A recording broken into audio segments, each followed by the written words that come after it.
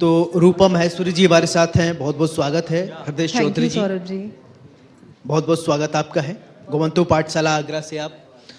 तो चर्चा की शुरुआत में आपसे करना चाहता हूं कि नाम बड़ा अच्छा है, घुमंतू पाठशाला, तो ऐसा नाम क्यों रखा?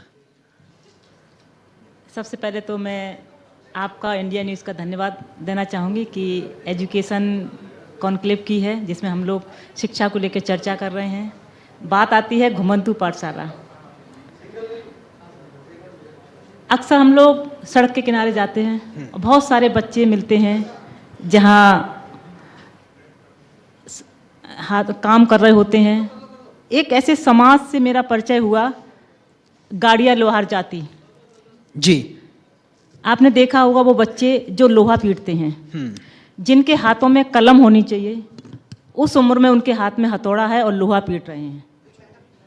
मुझे लगा कि इन बच्चों को पढ़ना चाहिए। जी, उनके परिवारों से संपर्क किया मैंने, बातचीत की।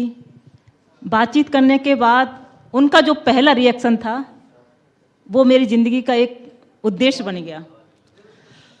उनके माता पिता ने कहा, हृदय जी एक छोटा सा सवाल और, जी जी, कि बच्चे जो होते हैं वो देश के भविष्य हैं, बिल्कुल, लेकिन आगरा नगरी की अगर बात कर लिया जाए तो ये ताज नगरी भी है। जी क्या बच्चे यहाँ घूमने भी खूब जाते होंगे? जी जी, पता चला स्कूल में पढ़ना है, चलो जी आज आगरा घूम के आ जाते हैं। बिल्कुल। तो इस तरीके की भी दिक्कतें आती हैं क्या? देखिए, जब शहर में ताजमहल है तो उनको पता है ये तो अपने शहर में जब चाहे हम घूम सकते हैं जी, और शिक्षा पहली ज़रूरत है। तो स्कूल पढ़ने के बाद छुट्टी का दिन भी होता है, उस दिन जाते हैं बच्चे। तो शिक्षा जीवन है जी, और शिक्षा ही बच्चे का विकास करती है। आने वाली पीढ़ी से अगर हम आंख से आंख मिलाकर बात करना चाहेंगे तो हमें आज पर सोचना होगा। कल बेहतर हो सके इसके लिए हमें आज मेहनत करनी पड़ेगी। हमें शिक्षा पे मंथन करना होगा। आज देश के लगभग 28 करोड़ बच्चे स्कूल में जाते हैं और उनमें लगभग 18 करोड़ बच्चे सरकारी स्कूल में पढ़ने जाते हैं। तो सरकारी स्कूल हमें बेहतर बनाने होंगे बच्चों को पढ़ने के लिए। ऐसे स्कूल उत्तर प्रदेश में हैं जहां पर बच्चे मौत के साए में पढ़ रहे हैं। बिल्कुल। पेरेंट्स डरते हैं कि मेरे कहीं कोई हादसा ना हो जाए। जहां गायें भैंसें बनती हैं, ऐसे तमाम स्कूल हैं। अगर हमें प्रारंभिक शिक्षा पर जोर देना है तो हमें सरकारी स्कूल भी बेहतर करने होंगे। रूपा जी, मेरा सवाल आपसे, अब ये सवाल जिससे जुड़ा है उसके बहुत सारे कैरेक्टर हैं। वो किसी की माँ है, किसी की बहन है, किसी की बीबी है, कभी किसी की नानी दादी, कुछ भी बन सकती है। यानी महिलाओं से रिलेटेड ये सवाल है, महिलाओं को कैसे एजुकेट किया जाए, क्योंकि वो महती भूमिका में रहती हैं, कभी बेटी, कभी बहू, फिर इसके बाद समाज को लेकर चलना। और एक महिला अगर सशक्त है तो परिवार सशक्त हो जाएगा, परिवार सशक्त तो समाज, समाज से देश, देश से हर जगह। ये पूरा चेन सिस्टम जो है वो महिला से ही जुड़ा है, लेकिन कुछ लोग उपेक्षित कर देते हैं, शायद उनको नहीं करना चाहिए। तो महिलाओं को कैसे सशक्त बनाया जाए, कैसे एजुकेट किया जाए? सौरभ जी, यहाँ पर आपने 2 क्वेश्चंस पूछ लिए जी। पहला क्वेश्चन आपने ये पूछा कि महिलाओं को कैसे एजुकेट किया जाए जी। और दूसरा क्वेश्चन आपने ये पूछ लिया कि महिलाओं को कैसे सशक्त किया जाए। तो इसमें दोनों में डिफरेंस हो गया। जी।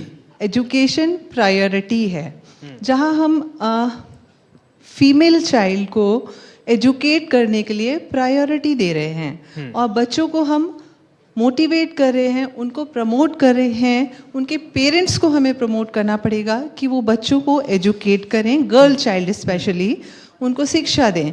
जहाँ हम गर्ल चाइल्ड को शिक्षा देंगे तो वहाँ उसको हम और सशक्त कर सकते हैं, क्योंकि विदाउट एजुकेशन हम उनको ये समझाने में काफ़ी कुछ असमर्थ हो जाते हैं कि हमारे एजुकेशन से क्या बेनिफिट हैं। उसी के थ्रू हम उसको सशक्त कर सकते हैं। एक सवाल और, कि बेटियां और महिलाएं, बेटियों के साथ अगर समाज में कुछ ऐसा होता है तो वो कभी कभी लोक लाज से या डर की वजह से अपने पेरेंट्स के साथ बातें कम्युनिकेट नहीं कर पाती हैं। उनको लगता है अगर मैंने बोला तो समाज में किस तरीके से हमारे पेरेंट्स की जो है वैल्यू रहेगी, इज्जत खराब हो जाएगी। तो ऐसे बेटियों को बहुत सारे से आपराधिक घटनाएं हो जाती जो हमारे सामने आती नहीं, कुछ ऐसे मामले हैं जो आ गई या मीडिया में आ गई तो हो हल्ला हुआ तो पुलिस वाले भी प्राथमिकता दर्ज करते हैं। बेटियों को कैसे आप एजुकेट करें कि वो अपने फादर अपने मदर से इतना ट्रांसपेरेंट उनका रिलेशनशिप हो, कुछ भी अगर उनके स्कूल के साथ या आसपास सोसाइटी में कहीं खराब हो रहा है व्यवहार तो बताएं, डरे नहीं। मेरा सीनियर सेकेंडरी को एजुकेशनल स्कूल है जिसमें हम इस तरीके के सेमिनार्स और मीटिंग्स कंडक्ट करते हैं बच्चों की, जो ऑफिशियल्स के थ्रू भी करते हैं और हम बाहर से किसी को बुला करके भी करते हैं, जिसमें हम उनको एजुकेट करते हैं कि किस तरीके से फ्रेंडली एनवायरनमेंट होना चाहिए, टीचर से भी, घर में पेरेंट्स से भी, जिससे वो हर बात अपनी शेयर कर सकें और छोटी से छोटी बात को भी अपने पेरेंट्स को बताएं, अपने टीचर को बताएं, अपने कॉलीग्स को बताएं। कहीं अगर निकल कर जा रहे हैं तो एटलीस्ट एक कॉल पर ट्रू चीज़ बताएं उनको। ऐसा ना हो कि झूठ बोलना पड़े उनको। अगर वो सच और सही तरीके से उनको कम्युनिकेट कर रहे हैं पेरेंट्स को, तो वो एनवायरनमेंट उनके लिए बहुत सेफ हो जाएगा, क्योंकि उनके पेरेंट्स को पता होगा कि बच्चे कहाँ जा रहे हैं और उसके बाद वो उनको टेक केयर भी कर सकते हैं अच्छे से। हृदय जी, एक सवाल आपसे, आपने अपने बचपन से अब तक एजुकेशन चेन में कई सारे परिवर्तन देखा होगा। जब आप पढ़ती थी और आपकी पढ़ाई में कितना परिवर्तन आ गया, अगर आपको बदलना है तो क्या बदलना चाहेंगी? पहले मेरा वो जो प्रश्न था वो अधूरा रह गया, घुमंतू पाठशाला वाला। जी जी। तो जो फुटपाथ पे जो बच्चे रहते हैं, गाड़िया लोहार जाति के हैं, उनकी कम्युनिटी में आज तक कोई बच्चा पढ़ा नहीं था। वहीं से हमने शुरुआत की थी घुमंतू पाठशाला, क्योंकि इनकी जो झुग्गी झोपड़ी होती है बदलते रहते हैं जी। तो फिर जब हमने उन बच्चों को पढ़ाया, उनके पेरेंट्स ने ऐसा रिएक्शन किया कि मैडम सरकार की तरफ से कुछ पैसा मिल रहा होगा इसलिए आप पढ़ाने जा रहे हैं। मैंने उनको विश्वास दिलाया कि ऐसी कोई बात नहीं है। फिर उन्होंने उन बच्चों को पढ़ाना शुरू किया और शायद वो पहली पीढ़ी होगी जो मेरे द्वारा बच्चे पढ़ाए गए होंगे। उसके बाद सैकड़ों बच्चे आए और बहुत सारी माएँ भी आई कि हमें भी अपने बच्चों को पढ़ाना है घुमंतू पाठशाला में। तो फिर जो कूड़ा बीनते थे या जो भीख मांगते थे चौराहे, ऐसे आज हमने हज़ारों बच्चों को साक्षर कर चुके हैं पिछले 10 साल में। लगातार बच्चे पढ़ रहे हैं घुमंतू पाठशाला में। जो अब मैं आपके उस प्रश्न पे आती हूँ कि क्या परिवर्तन होते हुए देखा है आपने जब से हम पढ़ रहे थे। हमारी शिक्षा में अंक ज़्यादा से ज़्यादा आए, इस पर जोर दिया जा रहा है।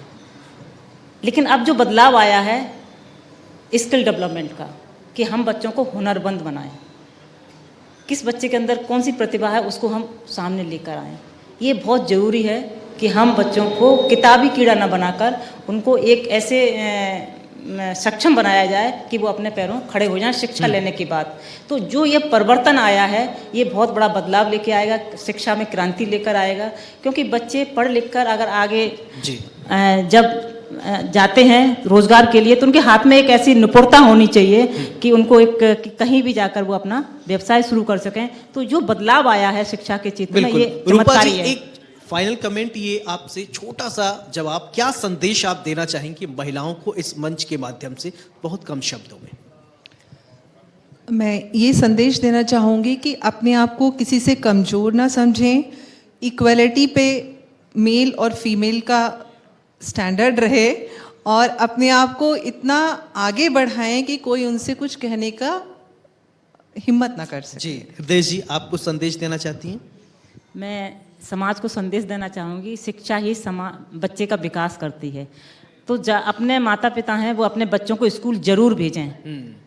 चाहे वो अगर उनके पास जो सड़क के किनारे झोपड़ी बनी हुई है, अगर उनके पास कोई एनजीओ आते हैं या कोई ऐसे काम करने वाले हैं और वो कोशिश कर रहे हैं उन बच्चों को पढ़ाने की, तो वो पीछे कदम ना हटाएं, उन बच्चों को पढ़ने भेजें।